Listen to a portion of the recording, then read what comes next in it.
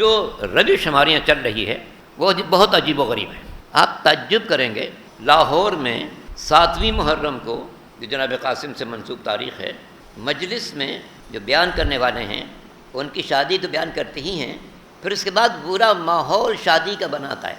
سب لوگ باقاعدہ ہاتھ اٹھا کے جشن گویا منا رہے ہیں. یہ بے خبری ہے یا باہر کی کوئی سازش ہے؟ دین میں جو تبدیلیاں کرنے کی کوشش کی جا رہی ہیں آپ سب اچھی طرح سمجھ رہے ہیں. کسی شخص کو دین میں پیبند لگانے کی اجازت نہیں ہے قطعی طور پر. اور میں پورے اطمینان سے کہہ سکتا ہوں دین وہی ہے جو اللہ نے بھیجا، رسول نے پہنچایا، آل رسول نے اپنی قربانیوں سے بچایا.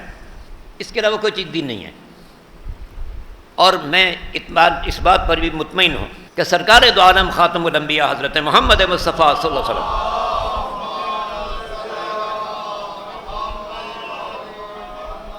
اگرچہ محبوب الہی ہیں، ان کی تو قدرت کا ارشاد ہے کہ لولاک لما خلقت الافلاق، میرے حبیب آپ کو پیدا کرنا مقصود نہ تو پوری کائنات نہیں سجا. جو کچھ ہے آپ کی وجہ سے پیدا کیا، یہ سب ہے. سرکار کے قول کو اپنا قول قرار دیا سورہ نجم میں، وما ينطق عن الهوى ان هو الا وحی یوحى، میرا نبی اپنی خواہش سے کوئی بات نہیں کرتا، وہ تمہاری وحی کو پہنچاتا ہے تم تک. اور ان کے عمل کو اپنا عمل قرار دیا. سورہ انفال میں ارشاد ہوا ما رمیت اذ رمیت ولکن اللہ رمى، میرے حبیب و کنکر جو آپ نے پھینکا در حقیقت آپ نے نہیں پھینکا، اللہ نے پھینکا. یہ دو آیتیں بالکل واضح ہیں سورہ نجم کی اور سورہ انفال کی، جس بات کی وضاحت کر رہی ہیں کہ پیغمبر کوئی بات کریں، زبان پیغمبر کی ہے، فرمان پروردگار کا ہے. اور پیغمبر کوئی عمل انجام دیں، ہاتھ پیر پیغمبر کے ہے مگر عمل اللہ کا ہے. یہ شرف کسی نبی کو حاصل نہیں ہے. 1,24,000 انبیاء میں کوئی محبوب بھی نہیں ہے سوائے سرکار دو عالم خاتم الانبیاء حضرت محمد مصطفیٰ صلی اللہ علیہ وسلم.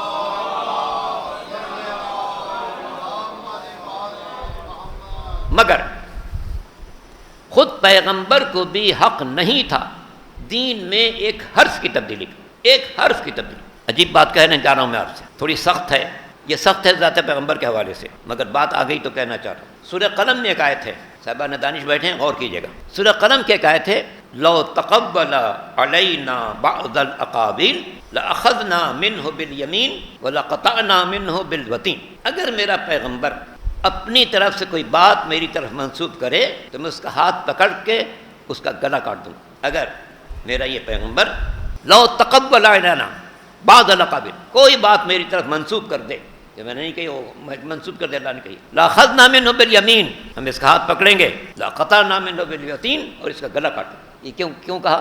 غور کیجیے گا اس پر. یہ کیوں کہا؟ محبوب ہے یا ایھا المزمل یا ایھا المدثر قم اللیل الا قلیلا، اے میرے نبی آپ رات کو عبادت کریں مگر کچھ آرام بھی کریں. محبوب ہے نا، اللہ کہتا ہے ٹھیک ہے آپ عبادت کریں رات کو مگر کچھ آرام بھی کریں. پیغمبر کی پاکیزگی کو مد نظر رکھتے فرمایا طٰہٰ مَا أَنزَلْنَا عَلَيْكَ الْقُرْآنَ لِتَشْقَىٰ، اے میرے پاک و پاکیزہ بندے میں نے قرآن کو اس لیے نہیں اتارا کہ تو اپنے آپ کو مشقت میں ڈال. حضور کی سیادت کو پیش نظر رکھتے فرمایا یاسین والقرآن الحکیم انک لمن المرسلین، اے سید و سردار قرآن حکیم کی قسم ہے آپ اللہ کے بھیجے ہوئے رسول. یا ایھا النبی انا ارسلناک شاہدا ومبشرا ونذیرا وداعیا الی اللہ وسراجا منیرا، اے میرے حبیب ہم نے آپ کو کائنات پر گواہ بنایا، بشیر بنایا، نذیر بنایا، اللہ کی طرف دعوت دینے والا بنایا، وسراجا منیرا آپ کا ایک روشن چراغ بنایا ہے. قرآن بھرا ہوا ہے سرکار کی مدح و ثنا سے، اور جو تقرب اللہ کی بارگاہ میں اس کے بھی.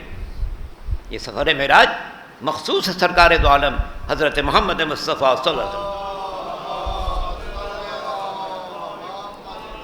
پیغمبر کے علاوہ اللہ نے کسی کو عرش پر نہیں بلایا اپنی کائنات کا مشاہدہ کرانے کے، یہ شرف صرف سرکار کا ہے. مگر یہ جملہ کیوں کہا پھر کہ لو تقبل علینا بعض الاقاویل، اگر میرا محبوب بھی کوئی بات میری طرف منسوب کر دے لاخذنا منہ بالیمین، اس کا دائنا ہاتھ پکڑ لوں گا، لقطعنا منہ بالوتین، اور اس کا گلا کاٹ.